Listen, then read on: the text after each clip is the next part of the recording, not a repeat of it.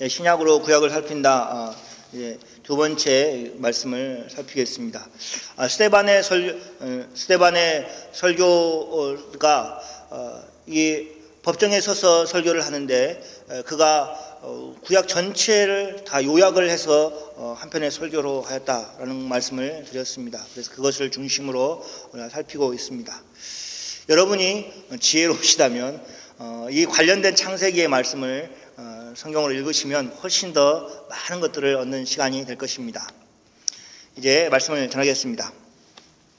조국 대한민국에는 최근에 두 편의 영화가 아주 이슈가 되었습니다. 그 두 영화는 구남도와 택시 운전사라는 영화입니다. 이 두 영화는 우리 민족의 아픔을 그리고 있습니다. 이런 실제 역사를 기초로 하는 영화는 비교적 흥행에 항상 성공을 합니다. 그 이유 중에 하나가 사람들이 공감한다는 것입니다. 물론 우리가 그 역사의 현장에서 있었던 것은 아닙니다. 우리는 일제 감정기의 시간을 겪었지만 그러나 우리 스스로 겪은 것은 아닙니다. 남북한에 서로 총을 겨누는 전쟁이 있었지만 우리 할머니 할아버지 세대 또 가깝게는 부모님 세대에 있었던 일이지 우리가 직접 전쟁을 겪은 못하였습니다. 그러나 우리는 공감을 합니다. 그것은 우리 민족의 역사이기 때문에 바로 그것이 우리의 역사라고 받아들이는 것입니다. 오늘 우리가 살핀 내용도 그런 의미가 있습니다. 먼저 우리가 읽은 오늘 본문 말씀이 스데반의 설교라는 것을 말씀드렸습니다. 모든 사람들이 스데반의 설교를 들으면서 그 재판정에 있는 모든 유대인들이 다 알고 있는 그 일을 이야기하고 있습니다. 알고 있는데 왜 새삼스럽게 이야기하냐? 알고 있지만 또 이야기해도 공감이 되는 내용들이 있는 것입니다. 이스라엘 민족은 구약의 역사를 가지고 있습니다. 그리고 특별히 모세오경이라는 성경을 가지고 있습니다.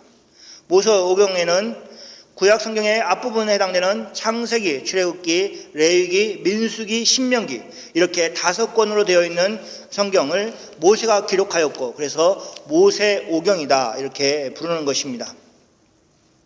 스데반은 이 모세오경의 내용을 아주 잘 요약해서 지금 말하고 있는 것입니다. 교회 공동체가 힘있게 되는 것도 마찬가지의 과정이 필요합니다. 교회가 건물을 크게 짓거나 회중의 수가 많아짐으로 힘을 얻는 것은 아닙니다. 교회 공동체는 예수님의 십자가의 경험을 공유한 회중들에 의해서 힘이 생기는 것입니다. 십자가를 경험하지 못한 사람들이 점점 교회에 더 많이 들어오면 올수록 교회는 그 힘을 잃어가게 되어 있습니다. 물론 세상적인 힘은 더 있을 수도 있을 것입니다. 정치인이 찾아와서 인사를 한다든지 또 그런 공무원들이 찾아와서 부탁을 할 수도 있을 것입니다. 그러나 교회는 그런 세상적인 힘을 사용하는 것이 아닙니다. 그럼 교회는 무엇이냐? 십자가의 힘을 공유하고 그 힘을 사용하면서 사는 공동체라는 것입니다. 십자가의 경험은 무엇입니까? 그것은 우리의 죄가 용서되어졌다는 경험입니다. 그리고 우리가 그 십자가로 인해서 구원을 받았다는 경험인 것입니다. 예수님이 우리를 십자가로 구원하셨습니다. 그것을 우리가 다 경험을 해야 됩니다.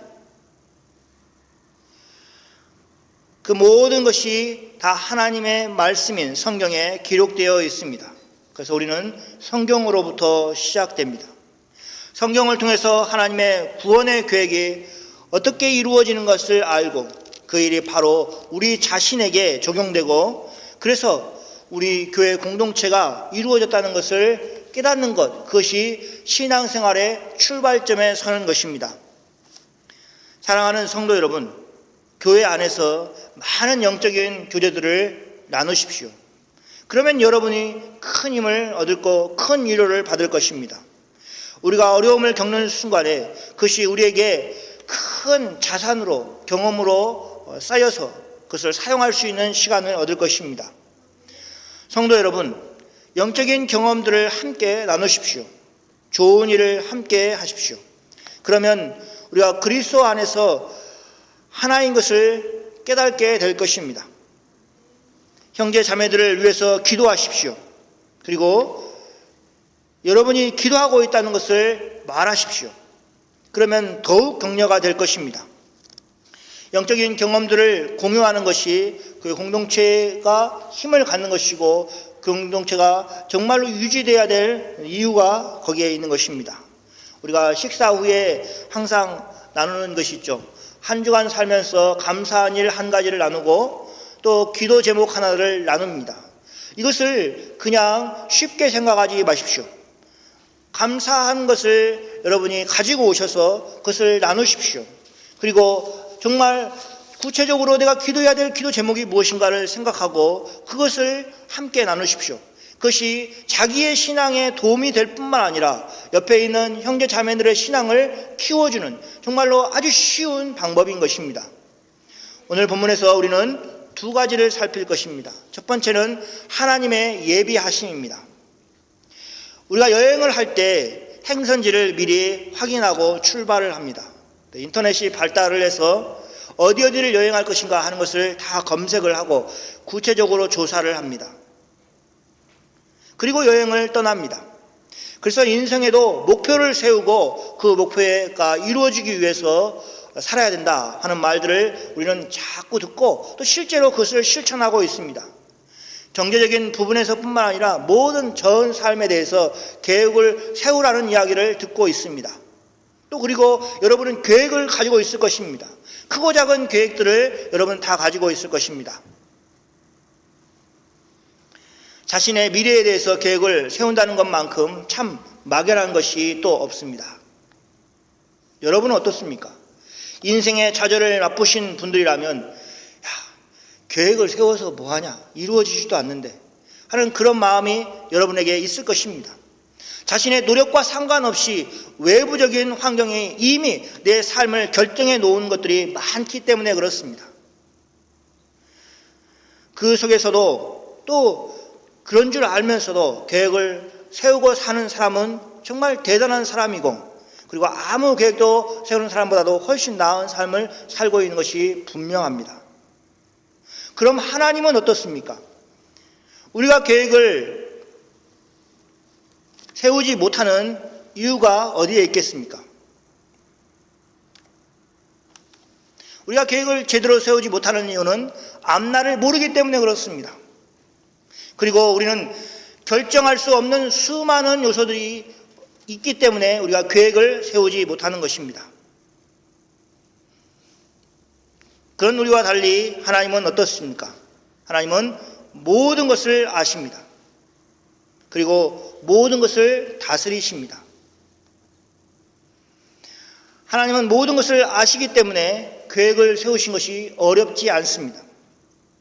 모든 것을 다스리시고 있기 때문에 세운 계획이 엇나갈 리가 없습니다. 하나님은 계획을 가지고 계십니다. 그리고 실제 그 계획을 이루어 가십니다. 그 계획을 사람들이 알기를 원하십니다. 하나님은 아담을 창조하시고 나서 아담을 지으시고 나서 아담에게 자신의 계획을 말씀하십니다. 대홍수가 있고 나서 노아와 그리고 노아의 가족들에게 하나님이 어떤 계획을 가지고 계시는가 하는 것을 말씀합니다. 아브라함을 부르셨습니다. 아브라함을 부르시고 나서 아브라함에게 어떤 계획을 가지고 계시는가 하는 것을 말씀하셨습니다. 그래서 성경을 읽으면 그 하나님을 만난 모든 사람들에게 하나님이 어떤 계획을 가지셨는가 말씀하였다는 것을 우리가 확인할 수 있을 것입니다. 하나님은 자신이 부른 모든 사람에게 자신의 계획을, 다른 말로 하면 자신의 약속을 주셨습니다. 그래서 우리는 이렇게 기도할 수 있을 것입니다. 하나님, 저를 어디에 쓰시려고 부르셨습니까? 저에게 주신 약속은 무엇입니까? 이렇게 기도해야 할 것입니다. 우리 주님이 우리를 향한 계획이 있습니다. 우리 주님은 여러분을 향한 약속이 있습니다. 그 약속의 말씀이 바로 성경 안에 기록되어 있습니다. 야곱에게는 12명의 아들이 있었습니다. 그 중에 야곱은 요셉을 가장 사랑하였습니다. 그래서 다른 아들들이 요셉을 시기하였습니다. 시기하는 정도가 아니라 요셉을 죽이려고 하다가 그 계획을 바꾸어서 팔아버렸습니다. 그리고 아버지 야곱에게는 요셉의 피 묻은 옷을 보여주면서 들짐승에게 죽은 것 같다고 그렇게 보고를 합니다. 어린 나이에 애굽의 종으로 팔려간 요셉, 그에게 무슨 희망이 있겠습니까? 그가 어떤 상황이 되어서 죽음을 당해도 전혀 이상할 것이 없는 것이 요셉의 그런 모습이었습니다. 그런데 성경은 이런 악조건 속에 있는 요셉에게 항상 따라다니는 말이 있었습니다. 하나님이 그와 함께 계셔. 요셉에게는 하나님이 함께 계시는 은혜가 있었습니다. 이것이 다른 말로 하면 임마누엘의 복이라 이렇게 얘기하는 것입니다. 요셉만 누리는 것이 아니라 그것은 지금 예수 믿는 우리가 누리고 있는 은혜가 바로 임마누엘의 은혜입니다. 쉬운 말로 하나님이 함께 하시는 은혜인 것입니다. 그런데 하나님이 그렇게 요셉과 함께 계신 것이 밖으로 나타났을까요? 나타났습니다. 그가 어디를 가든지 하나님이 요셉을 통해서 요셉이 있는 곳에 복을 주셨습니다. 그래서 밖으로 다 드러나게 되어 있었습니다. 그가 종으로 팔려갔던 집에서는 요셉 때문에 모든 일이 잘 되었습니다. 요셉이 맡은 일은 다 잘 되었습니다. 그래서 그는 마침내 그 집의 모든 것을 관장하는 사람이 되었습니다. 어떻게 그런 일이 가능합니까? 그 집에 똑똑하고 잘난 사람이 없었겠습니까? 그렇지 않습니다. 그런데 하나님이 요셉과 함께 하심으로 요셉이 그 누구보다도 지혜롭게 하시고 그래서 그가 높임을 받을 수 있도록 하나님이 역사하신 것입니다. 마침내 애굽 왕 바로 앞에 서게 되었습니다. 그는 큰 애굽의 가장 뛰어난 사람으로 인정을 받아서 왕과 같은 지위를 누리게 되었습니다. 나라를 다스리게 되었습니다. 그것도 하나님이 요셉과 함께 하셨기 때문에 은총과 지혜가 그에게 있었기 때문에 가능한 것입니다. 그럼 왜 하나님은 요셉을 총리로 만드셨을까요? 그것은 개인의 출세를 위해서 하신 것이 아닙니다. 먼저 애굽에 임할 7년 흉년을 대비하기 위해서였습니다. 올 초에 조국 대한민국도 가뭄 때문에 큰 어려움을 겪었죠. 비가 한철만 안 와도 농사를 못 짓고 그것이 쌓이고 쌓이는 것입니다. 그런데 애굽에는 7년 동안 대흉년이 있었습니다. 7년 동안 흉년이 일어나면 현대의 나라들도 살아남기가 어려울 것입니다. 그렇지 않겠습니까? 그러나 그 큰 나라 애굽과 가나안에 그렇게 7년의 흉년이 들었어도 버틸 수 있었습니다. 왜냐하면 하나님께서 7년 풍년을 주셔서 그 7년 풍년을 이용해서 7년 흉년을 대비하도록 하셨기 때문에 그렇습니다. 그 일을 누가 했느냐? 하나님의 사람 요셉이 감당하였습니다. 하나님은 요셉을 통해서 애굽의 사람들이 흉년에 의해서 죽지 않도록 구해 주셨습니다. 그뿐만 아니라 애굽뿐만 아니라 애굽 주위에 함께 흉년이 들었던 사람들에게도 양식이 있을 수 있도록 그렇게 보존하셨습니다. 그 안에는 야곱과 그 가족들도 포함되었습니다. 야곱은 마침내 애굽으로 내려갔습니다. 처음에는 양식을 구해서 내려갔고 그리고 나중에는 요셉이 애굽의 총리라는 것을 알고 요셉의 초청을 받아서 애굽으로 내려가서 직접 바로 앞에 서게 되었습니다. 그 애굽이라는 큰 나라를 다스리는 역할을 하고 있는 요셉이 그들의 형제고 또 아들이었습니다. 또 바로 왕 앞에서 직접 바로 왕을 볼 수 있는 기회를 얻은 사람들입니다. 그러니까 이 야곱과 그의 가족을 누가 무시하겠습니까? 그래서 아주 안전하게 애굽에서 살 수 있는 길을 예비한 것입니다. 하나님이 요셉을 통해서 애굽을 살리는 것을 예비했을 뿐만 아니라 야곱과 그 가정이 애굽으로 이주하는 것을 예비하신 것입니다. 요셉이 애굽에 들어올 때는 아무도 주목하지 않았습니다. 그냥 어린 아이 같은 그런 노예가 한 명이 애굽에 들어온 것입니다. 누가 그를 거절하거나 할 그런 형편이 아니었습니다. 애굽에 아무런 영향도 미치지 않은 사람이었습니다. 그러나 여러분, 요셉이 애굽에 들어올 때 요셉의 하나님도 함께 애굽으로 들어오셨습니다. 그래서 요셉이 보디발의 집에 갈 때는 보디발의 집에서 하나님께서 복을 주시고 애굽의 총리로 갈 때는 그 애굽의 나라의 전체에 복을 주셨습니다. 그래서 세월이 지나면서 이제는 요셉을 아무도 무시할 수 없는, 또 그를 거절할 수 없는 사람으로 만들어 놓으신 것입니다. 하나님의 택하신 야곱과 그의 가족들이 애굽에 내려왔을 때 정말로 귀한 대접을 해 주었습니다. 왜 그러냐? 요셉이 귀중한 사람이 되었기 때문에 그렇습니다. 만약 요셉이 없었다면 야곱의 가정들이 72명이 내려왔을 때 과연 애굽에서 환영해 주었겠습니까? 양식을 구하러 왔을 때 그들은 더 막대한 돈을 내야 됐습니다. 가뭄이 막 시작했을 때 그들은 돈을 가지고 내려왔습니다. 그리고 그 다음에는 더 큰 돈을 가지고 내려왔습니다. 그런데 7년 동안 계속해서 가뭄이기 때문에, 흉년이기 때문에 7년 동안 양식을 구해야 되는데 야곱의 가정이 가나안에 살았다면 그것을 버틸 수 있는 여력이 없었다는 것입니다. 그 출애굽기 창세기를 보면 이렇습니다. 심지어 애굽에 사는 백성들도 이렇게 합니다. 처음에 양식을 구하기 위해서 돈을 사용합니다. 돈을 사용했는데 이제 돈이 다 떨어졌습니다. 그럼 어떻게 하겠어요? 우리가 양식이 필요합니다. 그래서 가축을 내놨습니다. 애굽에 있는 모든 사람들이 가축을 다 내놔서 이제 가축이 다 왕의 것이 되었습니다. 가축을 다 팔았는데도 여전히 흉년입니다. 어떻게 하겠어요? 땅을 내놨습니다.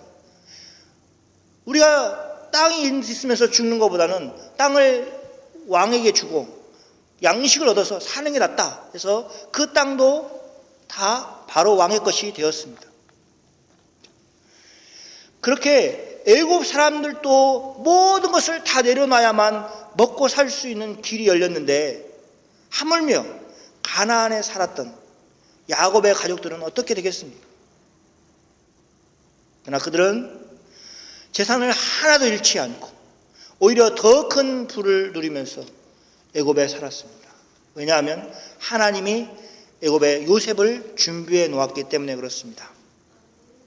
여러분, 예수를 믿고 예수님이 여러분과 함께 하시는 것을 여러분이 누리신다면 여러분은 투명인간 취급을 받으면서 살았던 인생과는 결별하는 것입니다.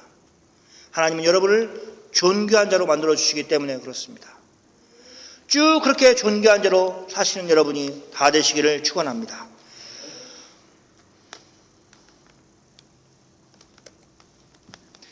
두 번째는 하나님의 약속을 믿는 야곱입니다. 믿음이라는 것은 무엇입니까? 히브리서 11장 1절에서 2절 말씀은 이렇게 이야기하고 있습니다. 믿음은 바라는 것들의 실상이요 보이지 않는 것의 증거니 선지인들이 이로써 증거를 얻었느니라. 이 선진 안에 누가 들어있느냐? 야곱이 들어있습니다. 야곱은 어떻게 그의 인생을 마쳤는가? 창세기에서 많은 이야기를 기록하고 있습니다. 그러나 스데반이 한 가지 중요한 점을 우리에게 설명해 주고 있습니다. 야곱과 그의 가족은 애굽으로 내려갔습니다. 그래서 세월이 흘러서 야곱이 죽음을 당합니다. 죽기 전에 야곱이 요셉에게 맹세하라고 말을 합니다. 그것을 요셉이 바로 왕에게 했던 말이 이것입니다. 우리 아버지가, 여기 우리 아버지는 야곱입니다. 나로, 그것은 요셉입니다. 맹세하게 하여 이르되, 맹세하게 했다는 것입니다. 내가 죽거든 가나안 땅에 내가 파놓은 묘실에 나를 장사하라. 이것이 아버지가 아들 요셉에게 맹세하게 한 내용입니다. 그래서 어떻게 얘기합니까? 나로 올라가서 바로 왕에게 부탁을 하는 것입니다. 아버지를 장사하게 하소서. 내가 다시 오리이다. 그러니까 요셉이 총리인데 가나안에 가서 머무는 게 아니라 내가 다시 오겠다. 그래서 당신을 섬기겠다. 이렇게 약속을 하고 허락을 구하고 있는 내용입니다. 왜 야곱은 가나안 땅에 묻히기를 원하였을까요? 그것은 하나님의 약속의 땅이기 때문에 그렇습니다. 그래서 약속하신 가나안 땅을 잊지 말도록 하는 역할을 해주고 있는 것입니다. 여러분, 집에 가셔서 창세기 50장을 한번 읽어보십시오. 거기에 야곱이 죽고 장사 지내는 내용들이 쭉 나와 있습니다. 애굽에서 왕 다음으로 높은 요셉의 아버지가 죽었습니다. 그래서 장례식을 치르는데 얼마나 성대하게 치르는지 알 수가 없습니다. 그의 몸에 향을 처리하는 데만 걸리는 시간이 40일이었습니다. 여러분, 미라, 이집트의 미라 있잖아요. 그렇게 향을 다 넣는 겁니다. 그리고 이집트의 사람들이 곡을 하는데 며칠간을 70일간을 곡을 해줍니다. 왕이 죽은 것 같은 그런 곡을 해주는 거죠. 야곱을 향해서 그렇게 70일 동안 곡을 합니다. 그리고 나서 이제 요셉이 왕에게 허락을 받은 대로 가나안에 가서 야곱을 장사하기 위해서 갑니다. 애굽 안에서 장사하면 거리상으로도 그러고 안전상으로도 아무런 문제가 없었을 것입니다. 그런데 애굽 안에서 장사하는 것이 아니라 가나안 땅에 가서 야곱을 장사하겠다는 것입니다. 그것은 쉬운 일이 아니었습니다. 왜냐하면 애굽이라는 국경을 넘어가는 일이었기 때문에 그렇습니다. 일단 야곱의 가족 중에 어린아이를 제외하고 모든 사람들이 움직였습니다. 그리고 요셉이 총리이기 때문에 바로의 모든 신하들, 또 그리고 바로의 궁에 있는 원로들, 또 애굽의 원로들이 다 함께 참여하였습니다. 그 대열이 얼마나 길었을까 충분히 상상할 수 있습니다. 그리고 그 많은 사람들을 안전하게 행사를 치를 수 있도록 보호해줄 기병과 병거들이 또 수없이 많은 사람들이 참여하였습니다. 아마 가나안 땅에 일대 혼란이 일어났을 것입니다. 애굽의 군대가 들어오고 수많은 사람들이 밀려왔을 때 얼마나 놀랬겠습니까? 여러분, 그 안에 야곱의 아들들이 있었습니다. 야곱의 자손들이 있었습니다.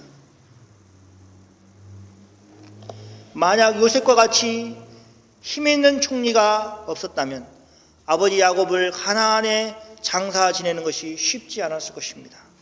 그러나 그들은 아주 성대하게 그 일을 행했습니다.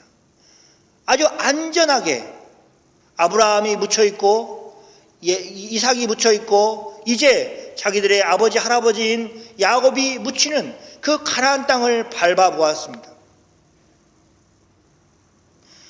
애굽으로 내려오고 나서는 도저히 다시 가나안으로 돌아갈까라고 생각을 할 수 없는 그런 상황 가운데 있는데 누가 여행을 시켜주느냐? 야곱이 여행을 시켜주는 거죠. 야곱이 돈을 많이 들여서 여행을 시켜주는 것이 아니라 죽어서 자기 몸을 가지고 가게 하면서 여행을 시켜주는 것입니다. 예, 젊은 사람들 있잖아요. 해외 한 번 나오면 두 번째 해외 나오는 것은 그렇게 두렵지가 않습니다. 처음 나오는 게 그게 어려운 거예요. 내가 외국에 살면서 영어도 못하는데 영어를 어떻게 살아가지? 어떻게 해야 되지? 막 궁리를 합니다. 그러나 잠깐이라도 외국에 나갔다 온 사람은 그 영어 안 해도 돼. 그냥 단어만 이렇게 던지면 돼. 뭐 다 돼. 이런 자신감이 생기지 않습니까? 야곱의 후손들이 지금 그런 겁니다. 애굽에 꽉 갇혀서 거기를 떠나지 못하고 사는 인생이 아니라 장래 행렬이지만 그것을 통해서 가나안이라는 땅을 다시 밟습니다. 그리고 그것은 크게 계속해서 이야기될 이야기였다는 것입니다. 그러면서 그 이야기와 함께 뭐가 따라가느냐? 하나님의 약속에 따라가는 것입니다. 왜 야곱은 그렇게 힘들게 가나안에 묻혀야만 됐는가? 왜 그렇게 큰 행렬을 이루고 위험스럽게 가나안 땅에 가야 됐는가? 가나안을 하나님이 아브라함에게 약속하셨기 때문에, 우리에게 주시겠다고 한 땅이기 때문에 우리가 가야 된다라는 약속을 붙들고 있는 것입니다.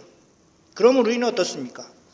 그들은 자신들의 조상이 묻혀있는 그곳을 바라보면서 하나님의 약속을 믿고 하나님의 일하심을 기다렸습니다.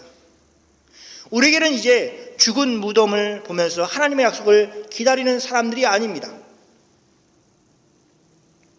그럼 우리는 어떻게 사느냐? 오히려 우리는 빈 무덤을 보면서 하나님을 찬양하고 하나님의 약속을 기다립니다.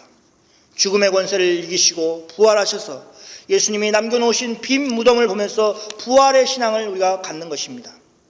우리는 하늘을 보면서 또 약속을 생각합니다. 부활하신 주님의 승천하신 하늘, 그래서 그 모습 그대로 다시 오실 그 하늘을 보는 것입니다.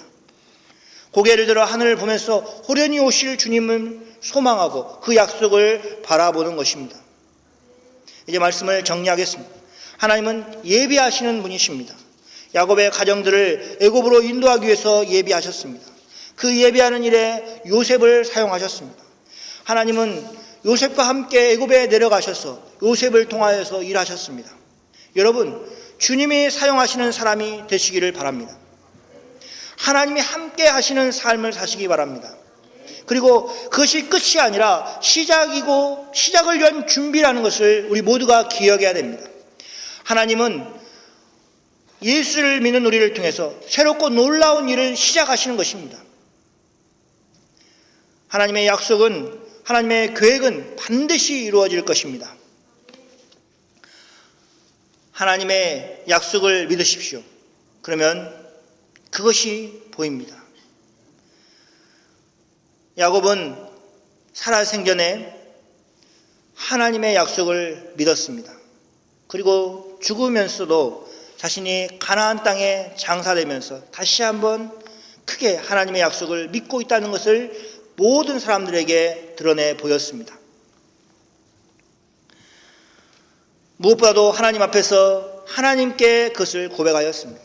그리고 하나님은 그 약속대로 가나안 땅을 그의 후손 이스라엘에게 주셨습니다.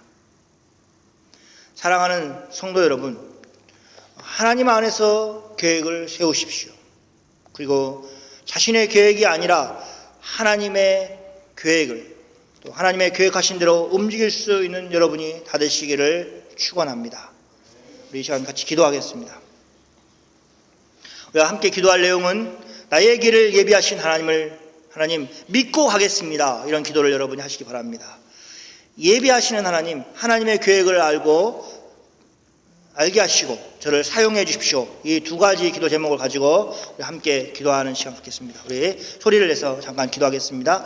하나님 아버지, 주님 주께서 붙들어 주시길 원합니다. 하나님 주께서 야곱을 통해서 일하신 것처럼, 요셉을 통해서 일하신 것처럼 우리를 통해서 하나님 일하시길 원합니다. 하나님께서 우리 모두를 통해서 하나님의 일들을 이루어 가시기를 원합니다.